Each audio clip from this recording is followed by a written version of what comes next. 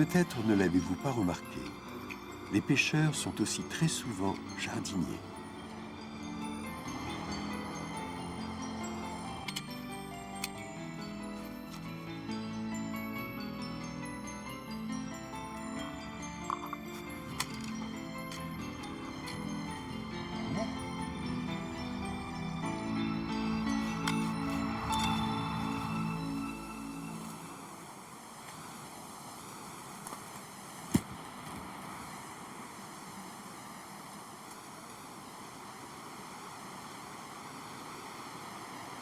T'arrives, tu viens?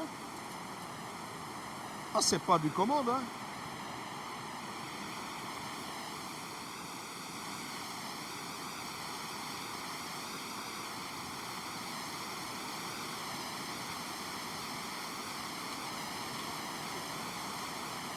Je pêche toujours au verre, voilà, je suis vraiment le pêcheur de verre. Même aux étangs, à rivière, c'est mon verre, le verre traditionnel de fumier ou de terreau. Hein.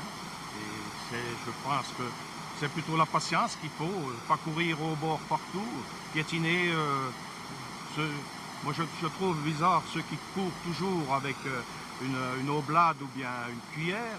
La mouche, c'est pareil, moi, la mouche, je ne connais pas. Hein, je pourrais, mais j'ai pas la patience déjà de pêcher à la mouche. Alors, moi, c'est mon petit verre dans les chutes, dans les courants.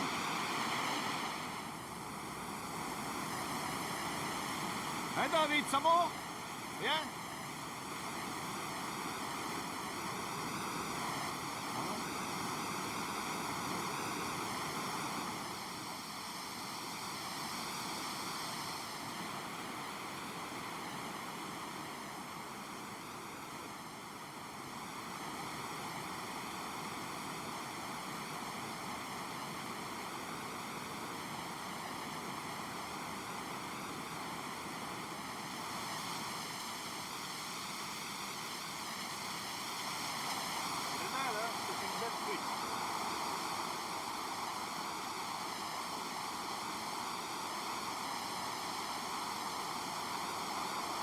On va la laisser repartir dans son domaine.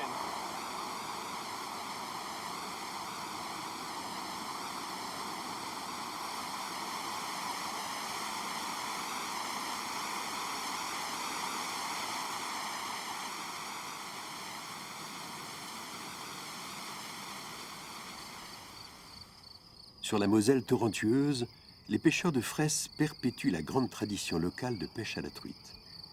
Nous sommes dans une vallée des Vosges, encore très peuplée il y a quelques décennies. Bussan est célèbre pour son théâtre du peuple, fondé par l'industriel Maurice Potcher à l'usage de ses ouvriers. Un lieu théâtral resté magique. Bussan, c'est aussi la source de la Moselle. Et puis, un établissement thermal, aujourd'hui en ruine, comme les usines de la famille Potcher et de nombreux autres sites métallurgiques et textiles implantés le long de la rivière. La végétation descend, elle descend toujours des montagnes, c'est moins cultivé. Je pense que la végétation pompe beaucoup l'eau. Hein, il n'y a plus l'eau qu'il y avait dans le temps. C'est sûr, il n'y a plus rien de fait, il n'y a plus d'usines, tous les tissages sont arrêtés, il n'y a plus rien. Hein. Ce barrage a été détruit en février 90, suite aux fortes crues, où la Moselle atteignait ici 4 mètres. Bon. Du fait de sa dégradation, les berges de la Moselle se sont effondrées. On a eu recours à un enrochement sur à peu près 500 mètres. Bon. J'aimerais bien que la reconstruction de ce barrage se fasse, parce que depuis 1994, j'ai constitué un dossier qui, jusque maintenant, n'a pas abouti. Bon. Alors, les conséquences de sa reconstruction, le niveau de l'eau serait à sa hauteur initiale, le poisson y resterait, pourrait se reproduire, et on aurait plus de pêcheurs.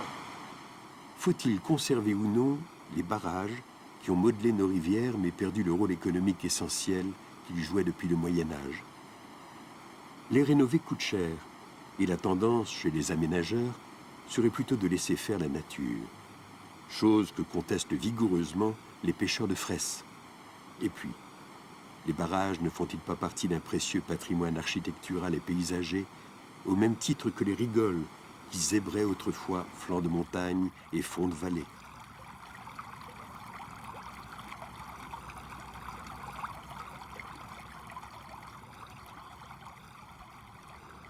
Les paysans ne travaillaient qu'avec l'eau. C'est un système d'irrigation des prairies, et ce qui remplaçait l'engrais actuel aujourd'hui. Ils avaient fait une vanne sur la Moselle, l'eau partait dans le canal, et il y avait des portières tous les 600-700 mètres pour faire monter le niveau, parce qu'il y avait des prises d'eau pour irriguer le terrain. Mais les prises d'eau étaient réglementées. Telle heure, c'était pour tel paysan, et telle heure, c'était pour un autre. L'entretien se faisait en hiver, mais les nouvelles raies, ça se faisait au printemps, pour arroser, pour que l'herbe pousse, quoi. On prenait la hache de près, on coupait la rigole, on coupait le gazon, et avec la houe, on enlevait le gazon. Et la rigole était faite. Ça prenait combien de temps sur une année Sur une année, ça prenait presque un mois, hein. Ça dépend de la superficie de terrain qu'on avait, quoi. Les rigoles, là, quand on fermait l'eau, on récupérait toujours de petits poissons. Il y en avait de tout, de toutes les façons. Aussi bien de l'ombre, de la truite, du blanc, on trouvait de tout. C'est les pêcheurs qui ont, en dialoguant avec les agriculteurs, donc essayé de retrouver le système d'irrigation ancien, et ainsi on a réussi à réouvrir 6 km de rigoles qui servent maintenant de ruisseau pépinière, puisque c'est une des pièces de dispositif de gestion. On produit des truites en écloserie, et les vésicules résorbées, on les replace dans ces canaux, dans ces rigoles qui sont à un milieu tout à fait adapté, à leur taille, à leur mesure, où elles peuvent se développer, grossir, et ensuite donc, on les recapture pour les remettre en rivière.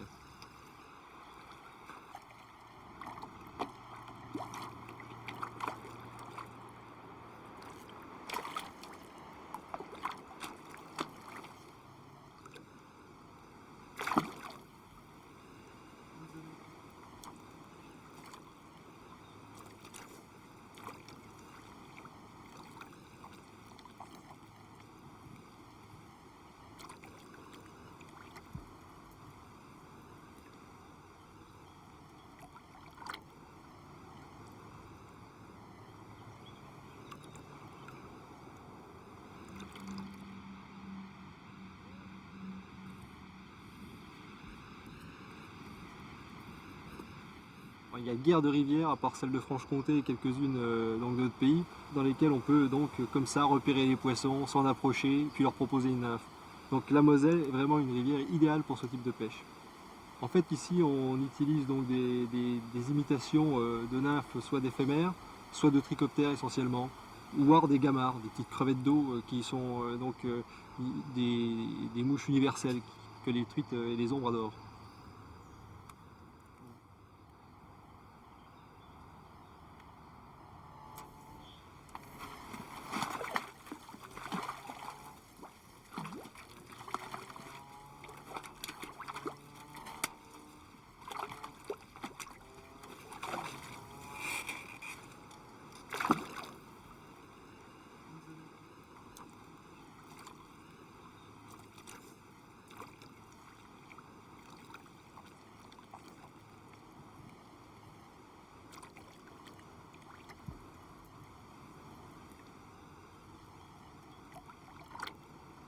Pour donc maintenir un cheptel convenable, surtout sur un petit parcours comme le nôtre. Donc on s'est doté notamment d'un carnet de prise qui limite les prélèvements. Bon, et je crois que maintenant les pêcheurs ont accepté. On a droit à ici 3 poissons par jour et 40 par an. Mais bon, ça rien n'empêche de pêcher en no-kill pour s'amuser le reste du temps. Et finalement les pêcheurs donc, nouveaux qui viennent à Veucous bon, se prêtent sans problème à ces règles du jeu, et on aperçoit que en limitant les prélèvements, le poisson revient quand même.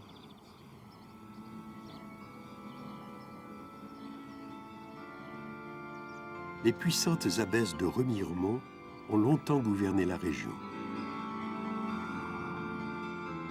Épinal a donné naissance à la célèbre imagerie, dont la production était diffusée par les colporteurs. Issus du village de Chamagne, situé également sur la Moselle, on les appelait les Chamagnons. L'image venait à la rencontre du texte, le multimédia était né.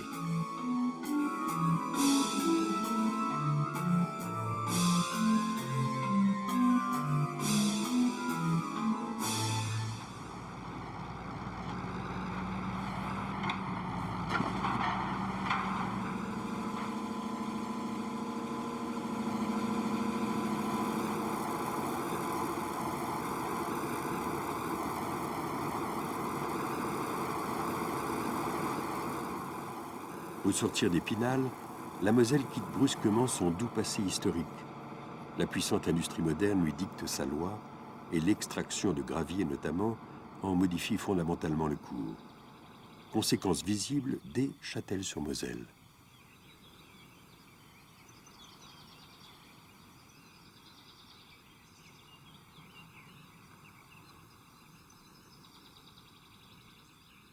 Ces pieux correspondent à un ancien pont qui traversait la Moselle. Les pieux en bois affleuraient dans les années 70 le fond du lit de la rivière. À l'époque-là, on ne les voyait pas. Depuis au moins un siècle, les extractions de gravier ont été réalisées dans le lit principal de la rivière Moselle. Donc suite à ça, il y a eu un retrait de matériaux et le lit de la rivière s'est enfoncé.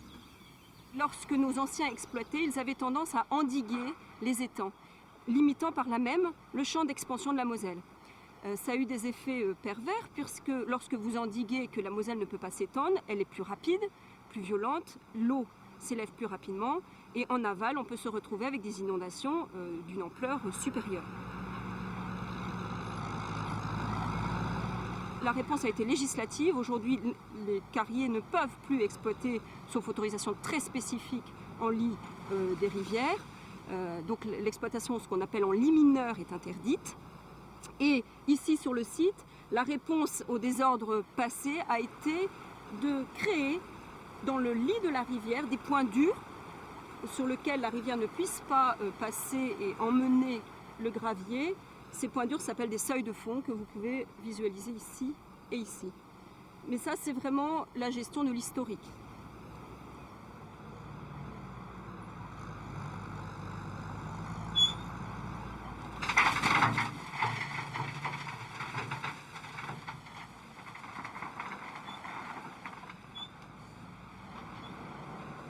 En fait, quand on exploite une gravière, le plan de réaménagement est prévu bien à l'avance lorsque l'on demande l'autorisation d'exploiter. Et nous essayons d'avoir des plans de réaménagement qui permettent à plusieurs gestionnaires futurs de participer à l'activité de la carrière, notamment les activités écologiques, pêche, baignade éventuellement dans certains endroits. Notamment, nous essayons de réaménager la carrière au fur et à mesure que nous l'exploitons, c'est-à-dire que toutes les terres présentes sur la carrière, la terre végétale, mais aussi ce qu'on appelle les stériles, qui sont inexploitables, servent à réaménager les pentes des étangs. Ça permet d'avoir des berges sinueuses, des hauts fonds, des bas fonds, et à la flore et à la faune de trouver un refuge propice pour elles.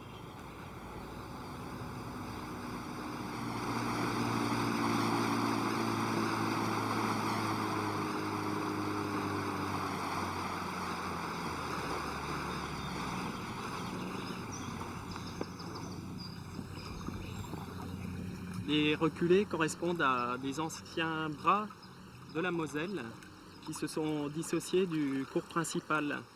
Donc c'est des bras qui restent en communication par l'aval avec le cours de la Moselle, mais qui sont déconnectés par l'amont.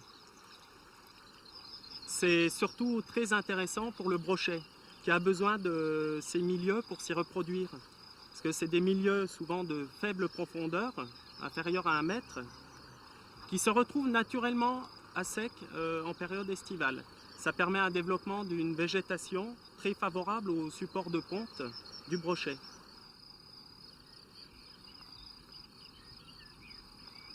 Le fait d'avoir installé des ballastières a provoqué par la suite une suppression de méandres. Et cette suppression de méandres a provoqué une augmentation de la pente naturelle du lit du cours d'eau. Alors ce qui est en train de se passer sur la Moselle, sur la plupart des reculés, c'est qu'elles ne sont pas suffisamment en eau longtemps pour permettre aux petits alevins de brochet, avant de regagner la rivière, de se développer, de se nourrir de plancton, puisqu'elles se retrouvent à sec. C'est vraiment l'énorme problème qu'on a sur la Moselle.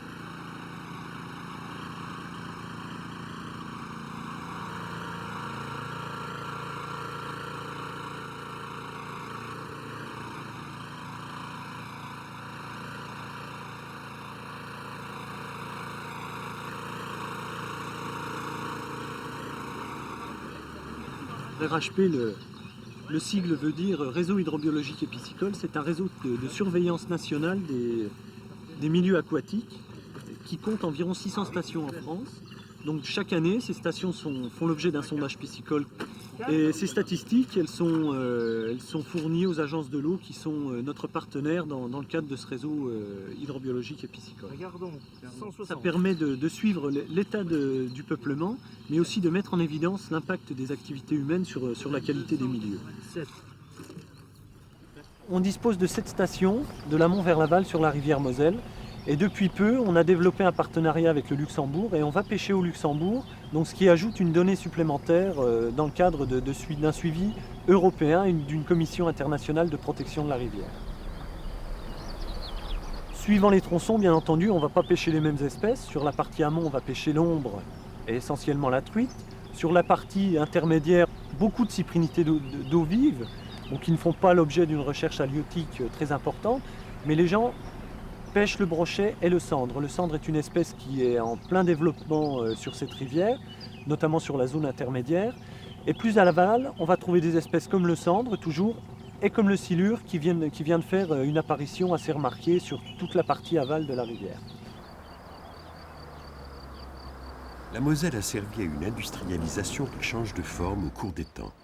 Le canal Fraissinet ne sert plus guère qu'à la plaisance. Comme beaucoup d'autres, les usines de Vinci ont fermé, mais la pollution est toujours là. C'est pourquoi toute une zone est préservée en amont de Nancy.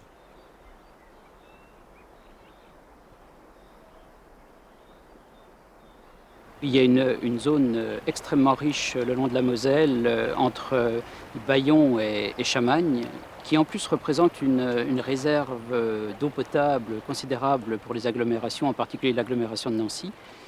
Et c'est le Conservatoire des sites lorrains qui assure la gestion de 360 hectares actuellement mis en protection sur l'ensemble du secteur pour une durée de plusieurs dizaines d'années. Et ce qui est une réussite tout à fait exceptionnelle grâce au soutien de tout le monde.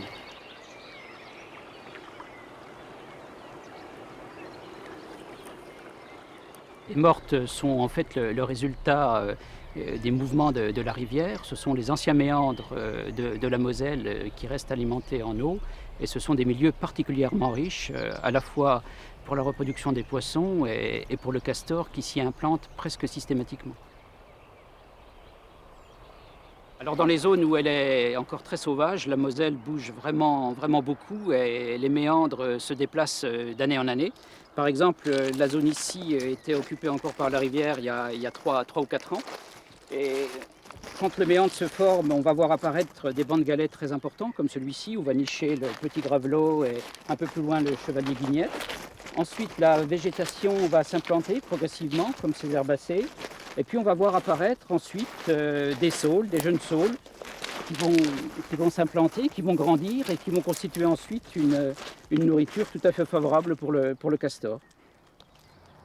Donc on a ici un réfectoire qui est fréquenté tous les jours par le castor. On va trouver des baguettes qu'il a consommées durant les derniers jours. On va essayer de suivre la trace du castor pour voir où il a été coupé ses branches sur la berge.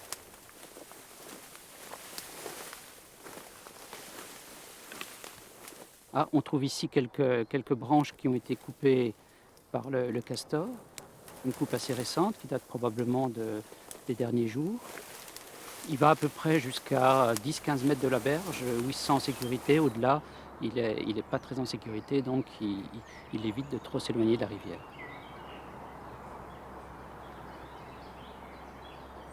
On a ici un site tout à fait typique, qui est remarquable, qui est occupé par le castor depuis maintenant plusieurs années. Il s'y reproduit de façon très régulière. Il a tout ce qu'il faut à disposition, le gîte, de la nourriture grâce aux saulaies qui se sont développés le long de la Morte.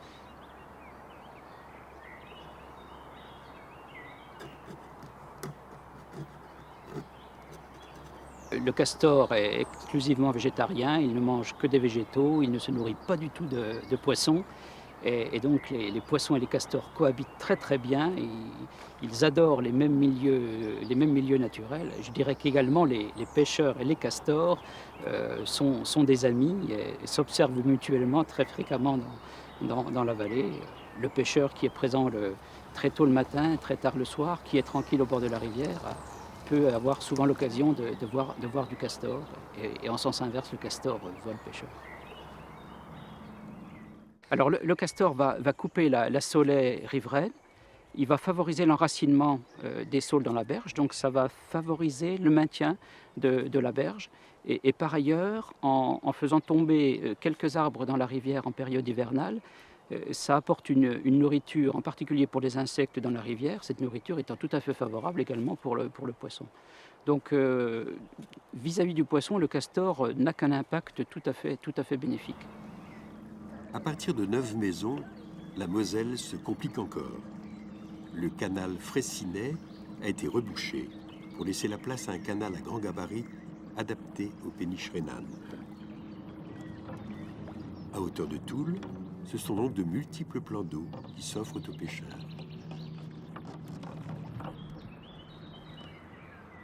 Maintenant, nous allons quitter donc la Moselle canalisée où nous avons parcouru quelques kilomètres pour rentrer donc dans le canal à grand gabarit qui a été donc fait il y a 25 ans maintenant et dont nous allons pouvoir bientôt pêcher sur un secteur de nuit autorisé. Là-bas, donc à ma droite, il y a le barrage de Chaudenay et aussitôt après ce barrage, donc, il y a la Moselle sauvage qui descend à peu près sur 5 km. Je pense qu'il n'y a pas eu de transition sur la pêche de la carpe. Des méthodes très anciennes, on est passé d'un seul coup aux méthodes très modernes. La bouillette, les détecteurs de touche, les moulinets, et tout est nouveau et très performant, quoi. Donc ça intéresse les jeunes.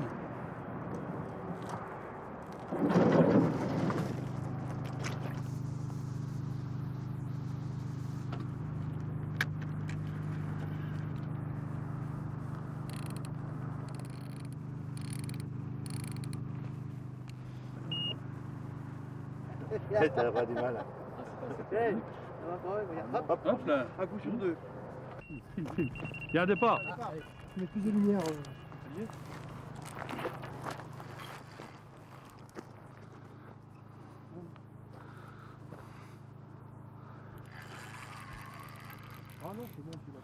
Elle a pris la cassure, hein. J'ai senti, elle est descendue dans la cassure parce qu'on pêche juste dans la descente où on a 4 mètres, 4 mètres 50 d'eau et on atterrit tout de suite 3 mètres après dans 6 mètres d'eau. Hein. Donc il y a une cassure, elle frotte dessus. Ils connaissent bien donc cette cassure hein, pour se libérer. C'est un poisson, c'est bizarre. On dirait, je me demande si c'est pas un amour blanc. C'est un silure. Voilà, donc nous avons un silure. Nous avons vraiment de la chance, c'est un beau silure, regardez, magnifique silure. C'est un silure, donc il doit faire dans les 1m20, 1m30. À ma plus grande surprise, c'est mon premier silure donc dans le canal à grand gabarit en pêchant la carpe à la bouillette. Tiens, il faut l'étaler plus sûr, un peu juste. Voilà. Vous me regardez là? Allez, on va essayer d'attraper une carpe pour vous faire plaisir. Allez, on départ. Aussitôt dit, aussitôt fait. La carpe fut immanquablement au rendez-vous.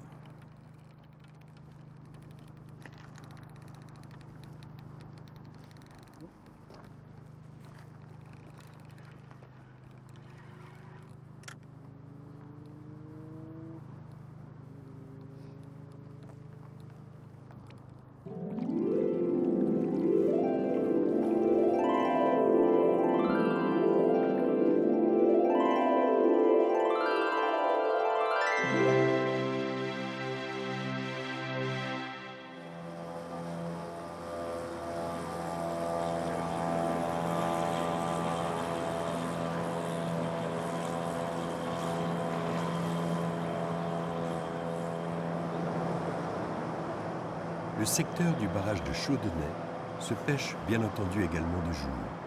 Il offre de multiples parcours, praticables également en hiver, pourvu que la crue ne soit pas trop forte.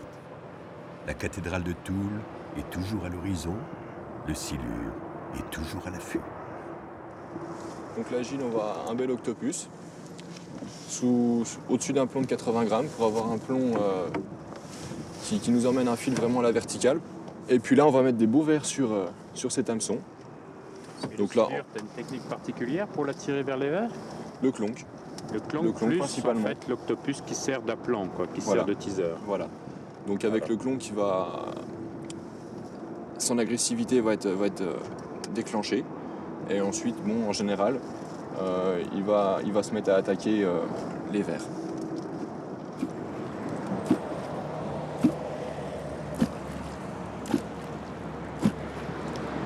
Et donc là, si tu continues à clonquer, il y en a un qui va forcément rencontrer ma grappe de verre. Ou mon vif. Ou ton vif. Mais bon, je parierais bien sur ma grappe de verre. On doit passer quand même... Ah, attends. Ça y est. Attends. Ah, j'en ai bon, j'en ai un. C'est bon, t'as pris? Non, c'est bon, je l'ai fait un coup là. T'en as un? Ouais, ça y est. Ah, bravo Mathieu, c'est un beau? Ça a pas l'air vilain. Attends, Ah, alors non, c'est bon, il a gardé le fond pendant quelques secondes. Non, c'est pas très gros. Ah, quoique. Attends, je prépare le gant. Ah, non, c'est un petit. Ah, un petit. C'est silure de 2 ans, ça, tiens. Ouais, ça prouve que la reproduction se fait quand même. Hein. Ah, c'est pas mal. Se fait bien. Ah, puis il est bien piqué. Hein. Ah bah voilà, bravo Mathieu. Vraiment bien piqué. Ouais, c'est un poisson qui fait quoi? Qui fait 50-60. Ouais, il fait un bon 60 cm. C'est un poisson qui a 2 ans. Voilà, il s'est laissé tenter par la grappe de verre. Un beau rectangle, piqué juste en avant de la nageoire dorsale. Bien dégager le triple. Voilà. Et Voilà. tu laisses pendre donc... C'est un peu barbare, mais je laisse pendre le cheveu en dessous pour avoir un triple qui est vraiment pêchant. Bon, j'évite de le piquer pour la simple et bonne raison qu'un hameçon dans le poisson, je trouve que c'est déjà suffisant. Voilà. Allez, va nous chercher le vilain moustachu. Il y a un poète latin qui s'appelle Auson, qui était préfet des Gaules, qui était en garnison à Trèves au IVe siècle après Jésus-Christ. 4e siècle déjà? Oui, au IVe siècle après Jésus-Christ, et qui a fait le premier inventaire des poissons de la Moselle. Et le silure faisait dans partie cet de cet inventaire, effectivement, donc il cite le silure glane comme étant un des habitants de la Moselle. Il a réussi à répertorier environ 32 espèces, et ce qui est un petit peu étonnant, c'est qu'à l'heure actuelle, on retrouve à peu près le même nombre, 32 espèces. Il y a des espèces qui ont disparu, d'autres sont arrivées, comme le poisson-chat, comme la perche arc-en-ciel, la perche-soleil plutôt, la truite arc-en-ciel, et d'autres poissons qui ont disparu, alors notamment donc, le saumon qui aurait disparu. Il parlait également, Auson parlait également du mulet et surmulet pourpré, donc ce sont des poissons qu'on rencontre d'habitude près des estuaires. Et il cite de nombreuses espèces de truites qui ont aussi disparu un petit peu malheureusement de la rivière. Et en dernier lieu, il cite l'esturgeon, mais l'esturgeon on le rencontre un petit peu plus dans la rivière Meuse qu'en Moselle.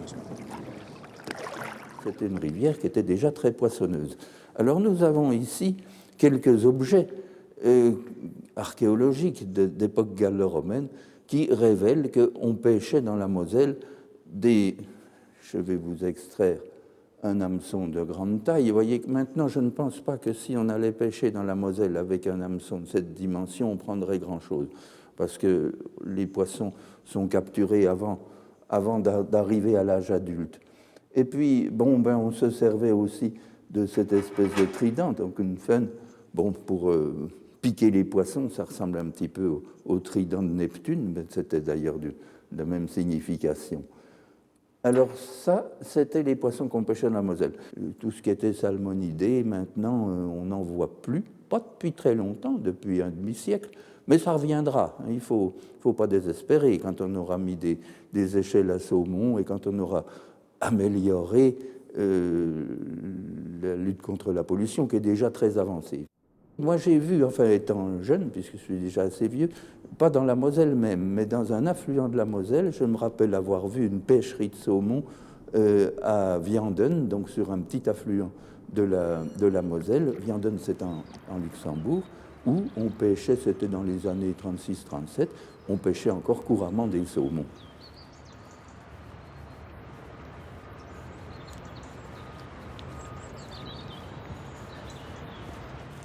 Il faut bien imaginer que sous le Bas-Empire, Rome concentrait des légions au voisinage du Limès, c'est-à-dire de la frontière et qu'on a été dans, disons, la vallée de la Moselle amplement dépassée, région même de peuplement, parce que ces légionnaires romains qui avaient combattu dans les légions, quand ils prenaient leur retraite, finalement, ils se mariaient sur place et ils restaient là. Et on en a la marque certaine quand on regarde les villages lorrains et les toitures des maisons. On a les mêmes toitures qu'en Provence, ici, avec des tuiles rondes, ce qu'on appelle des tuiles romaines, c'est-à-dire des tiges de bottes. Et dans le langage même de Lorraine romane, le patois que parlaient mes arrière-grands-parents était une langue romane, mais une langue romane beaucoup plus proche du latin que le français classique.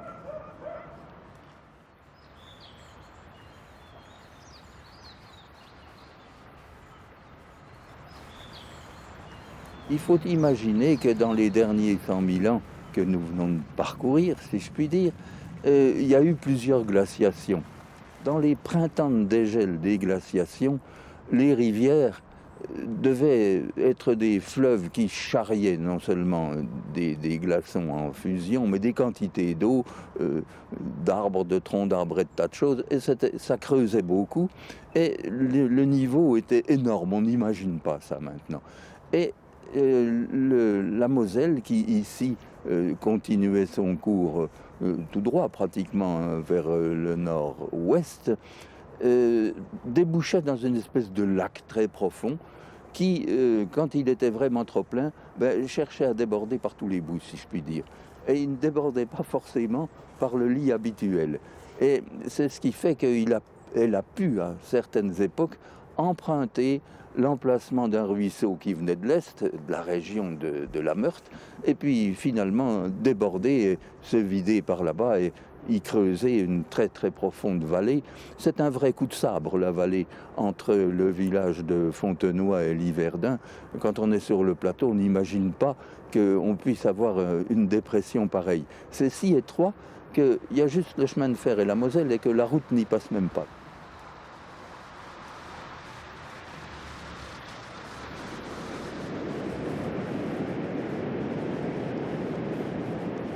À hauteur de Toul, parallèlement à la Moselle canalisée, subsiste un très beau morceau de Moselle sauvage. C'est ici que Gilles Zimmermann a l'habitude de pêcher le sandre sur de très beaux parcours.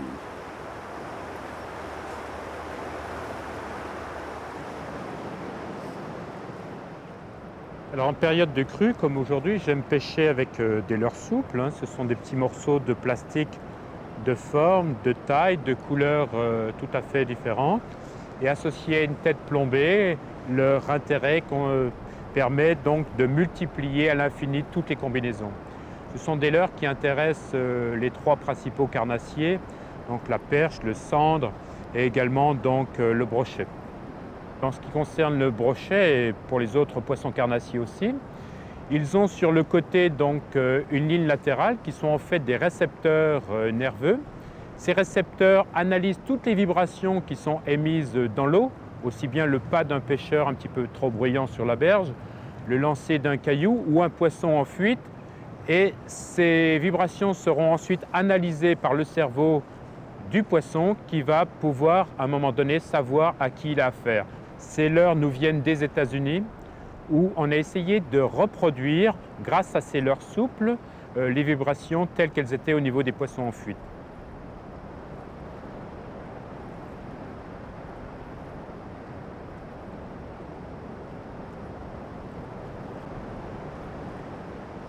En période de crue, beaucoup de parcours sont impraticables pour le pêcheur. La Moselle, avec son canal à grand gabarit et ses vestiges d'anciens canaux, offre cependant de multiples solutions de repli. Les voies d'eau navigables offrent un visage très différent, avec d'autres impératifs de gestion.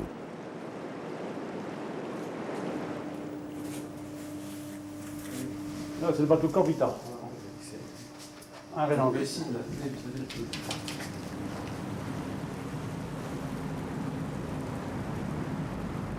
Depuis 1964, et la grand gabarit de Richemont jusqu'à Coblence, à la confluence avec le Rhin. Et ensuite, ces grands travaux de mise à grand gabarit jusqu'à 9 maisons ont été réalisés jusqu'aux années 1970. le gabarit qui a été mis en place est un gabarit dit rhénan, c'est-à-dire que pour les bateaux du Rhin qui font 130 mètres avec une barge poussée devant puissent pouvoir y naviguer. Le trafic qui circule, c'est 10 millions de tonnes. Alors, c'est à peu près 20% du trafic fluvial français.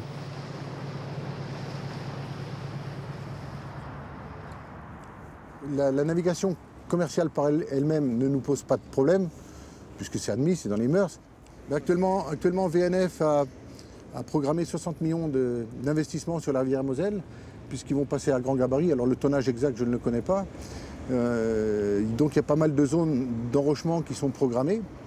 Il s'agit d'approfondir de 30 cm le chenal navigable de la Moselle. Donc, ce qui permettra aux bateaux chargés de pondéreux d'accroître leur charge d'à peu près 15%. Nous n'intervenons que sur le chenal navigable lui-même, donc en milieu de rivière ou de voie navigable. Par contre, en contrepartie, ces grands travaux en approfondissement le milieu de la rivière peut entraîner quelques érosions des berges. Alors, nous faisons des travaux, bien entendu, de stabilisation, de confortement des berges, et jusqu'à présent, une grande partie des travaux de stabilisation de berges étaient faits avec des matériaux, je dirais, en béton, qui effectivement n'étaient pas très écologiques. Là, nous allons réaliser, notamment en aval de Metz, du côté de Malroy, des grands travaux permettant de créer des digues à une dizaine de mètres du bord de la rivière, des digues en naturel avec des roseaux, de façon à constituer des rivières situées entre cette digue naturelle et la berge. À travers ces milieux, nous reconstituons véritablement des écosystèmes aquatiques très favorables au milieu fluvial.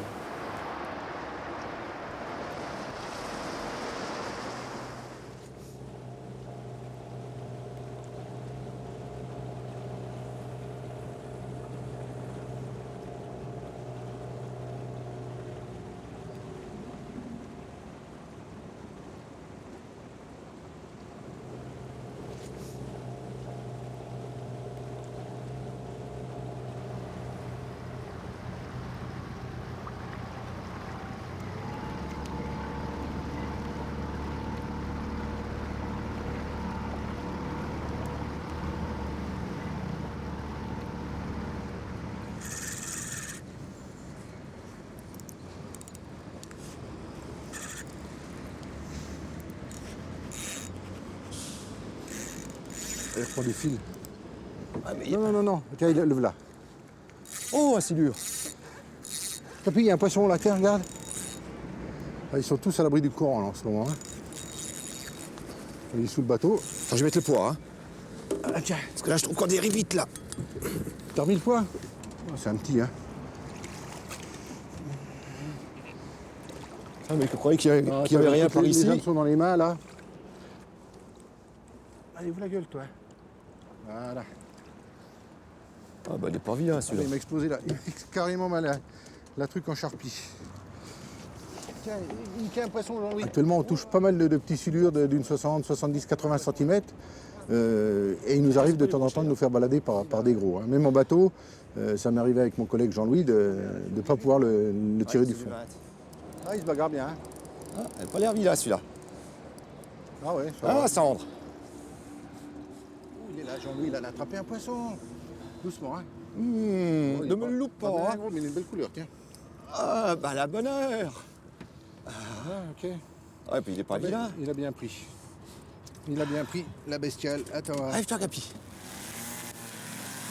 Les pêcheurs messins sont très organisés.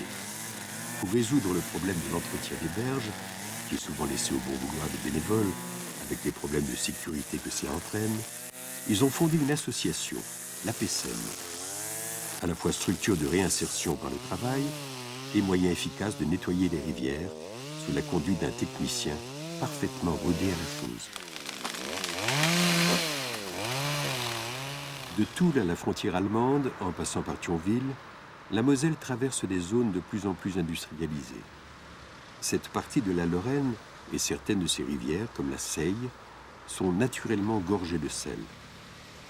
À ce qui subsiste d'activités industrielles s'ajoutent les rejets des grandes agglomérations et ceux de l'agriculture, azote et phosphore notamment.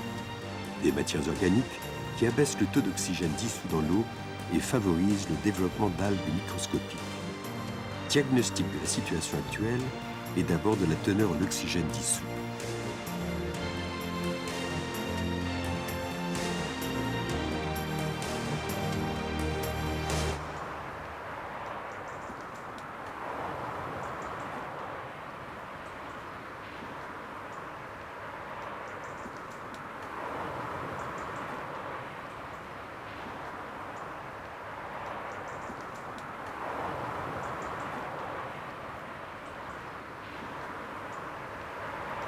Là, des progrès très importants ont été faits au cours des 20 dernières années et des 10 dernières en particulier par le traitement des rejets, notamment le traitement des rejets des principales agglomérations, celle de Metz, au premier rang desquelles on trouve l'agglomération messine.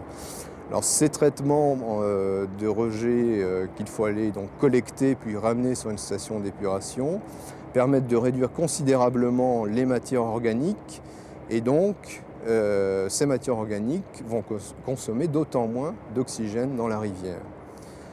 En ce qui concerne par contre l'eutrophisation, tous les efforts ont été mis en œuvre pour essayer de limiter les apports de matières fertilisantes que sont l'azote et surtout le phosphore. Donc des progrès importants sont enregistrés sur le cours amont de la Moselle, sur tout le secteur vosgien et jusqu'au confluent de la Meurthe, sur tout le bassin de la Meurthe également. Et les chiffres sont là pour nous montrer qu'en matière de réduction de ces substances fertilisantes,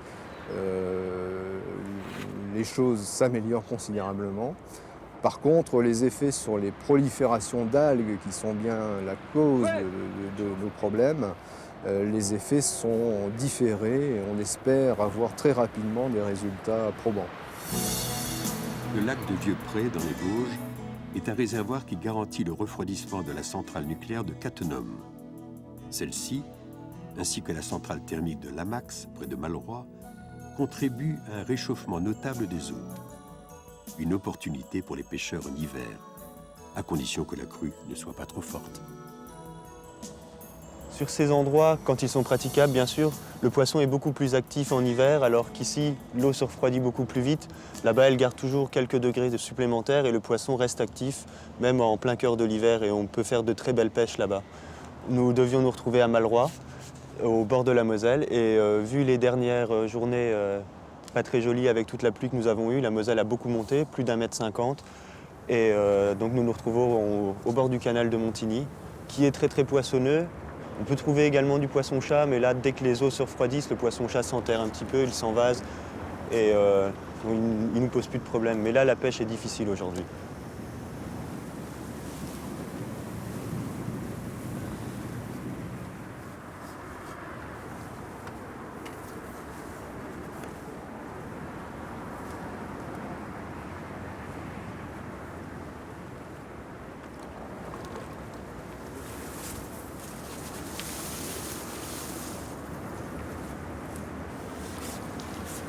Voilà mon gardon.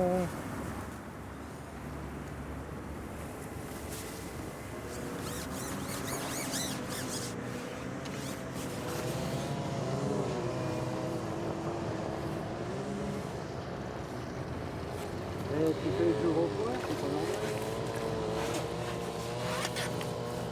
C'est la vengeance. C'est la vengeance.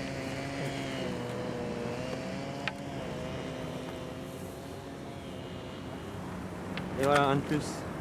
J'ai commencé donc dans une école de pêche, comme beaucoup de jeunes font et comme beaucoup plus devraient faire, parce que c'est là qu'on apprend vraiment à savoir comment se comporter au bord de l'eau, comment maintenir les lignes, comment monter les lignes, comment tout faire.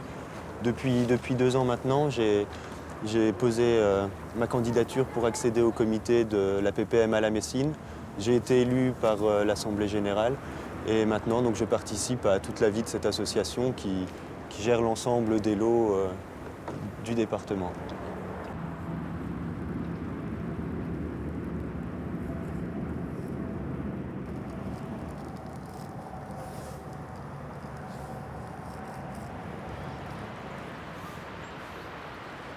Devenus familiers de nos cours d'eau, les cormorans sont de redoutables prédateurs. Ils disputent leur proie aux pêcheurs, pour qui ils sont synonymes de cauchemar. Les écologistes considèrent que le danger est surestimé. Le point de vue des autorités est qu'il faut limiter la population à 70 000 unités. C'est pourquoi on voit les agents du Conseil supérieur de la pêche se transformer en chasseurs lors de campagnes conjointes avec l'Office national de la chasse.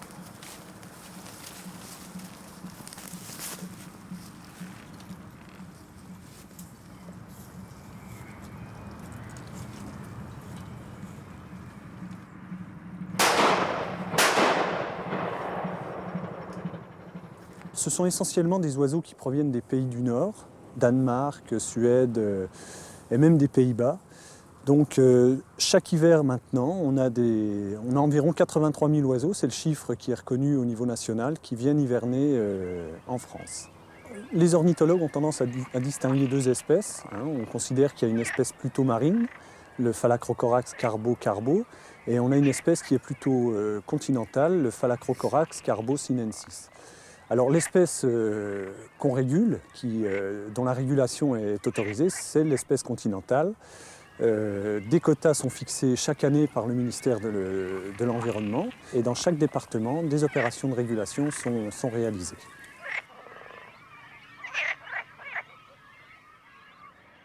Nous récupérons les oiseaux et une analyse systématique du contenu stomacal est réalisée par les agents du CSP. Ce qu'on constate pour la Moselle, mais ce n'est pas forcément vrai pour l'ensemble des cours d'eau du territoire national, c'est que les oiseaux ont tendance à prélever 3 espèces de poissons, à savoir le gardon, la brème et la perche. Viennent ensuite des espèces à valeur patrimoniale reconnues, comme le brochet ou la vandoise, qui sont des espèces protégées.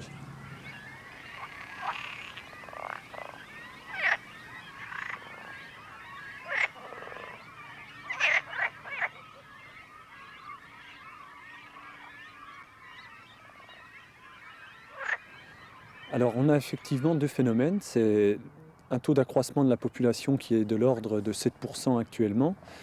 Par le passé, le taux d'accroissement était plus important puisqu'il a atteint 20% et la moyenne était de 15% dans les années passées. Alors parallèlement à cette croissance, on a un autre phénomène qui se produit, c'est la nidification du grand cormoran, puisque l'oiseau a tendance à installer des colonies nicheuses un petit peu partout en France. Alors je ne jugerai pas si c'est la bonne méthode ou pas. En tout cas, l'objectif, c'est bien de stabiliser la population à 70 000 oiseaux. N'oublions pas qu'au niveau réglementaire, l'oiseau est toujours un oiseau protégé. Bien qu'il ait été retiré de l'annexe 1 d'une directive européenne, il n'est pas pour autant chassable.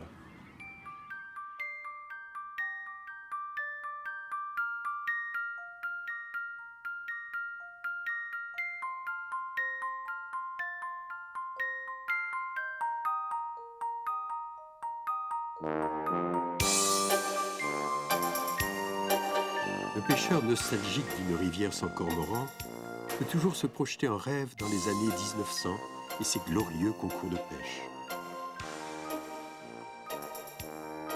La Moselle, quant à elle, continue sa route vers sa confluence avec le Rhin. Elle quitte la France devant le château de Cirques. Il lui reste encore 400 km à parcourir.